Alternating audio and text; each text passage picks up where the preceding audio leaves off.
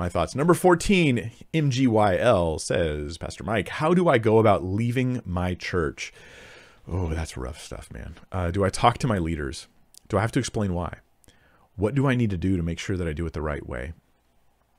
Okay, in my view, life is really complicated. And I don't have a pat answer for you. Let me give you a few things that you might be able to apply in your situation. If you're leaving your church because of serious heresy in your church,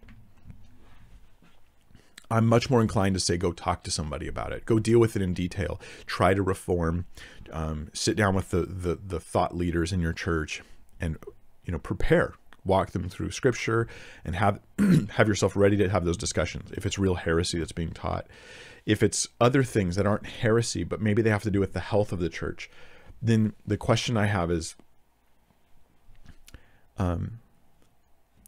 can my leaders hear me? Some leaders, and this is a message for all of us in leadership, all of us, anybody who has any leadership position in someone else's life, is that you will teach people over the years whether they can talk to you or not by whether you'll receive it when they have something they don't agree with you on. Now, it's already very intimidating for people to talk to leaders when they don't agree. Most often, I'm not trying to complain about people, guys. This is, I think, just a human nature thing we should be aware of. Most often, if someone disagrees with you as a leader, they won't talk to you about it ever. They will probably just talk to other people about you. And that's more often what happens. This can create paranoid leaders, and we shouldn't go down that road. We should just ignore it and move on. And don't worry about it. Like Ecclesiastes, I think it's Ecclesiastes, says, like, don't always listen into what your servant says about you. Not that they're your servants. I'm saying there's a principle that we're learning from the text there about people react negatively and complaining to those who are in leadership in general. And those in leadership need to not obsess about that and just let it go. That's just wisdom. But if you react really harshly when people do correct you as a leader, you will train them to never correct you.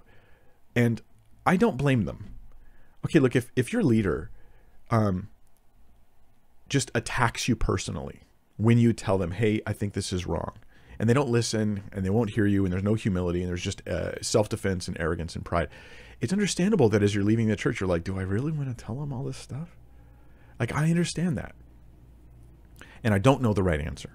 I just understand the dilemma. If it's discussions now another question to ask is it discussions I've already had? Have I already gone down the road with this person? Like, we've already talked about this. We've talked about it and talked about it. And now it's just time where I realize it's time for me to go. Then I don't know that you have that much to talk about, because there's another concern. Sometimes, like, you don't just want to leave with knowledge of why you left in the wake. Sometimes you want to leave and preserve as much brotherhood as possible.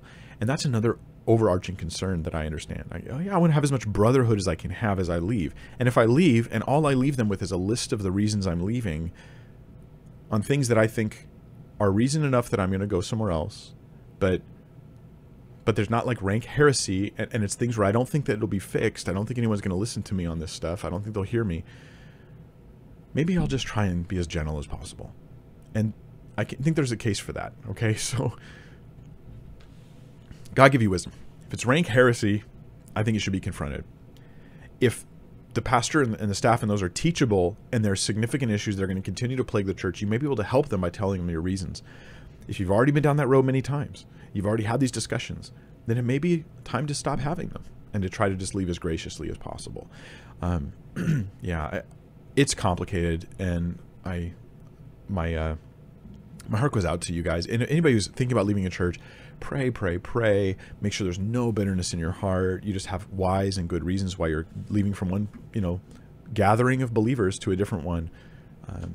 There are times when that can be a good thing to do, but I just say be very slow to do it.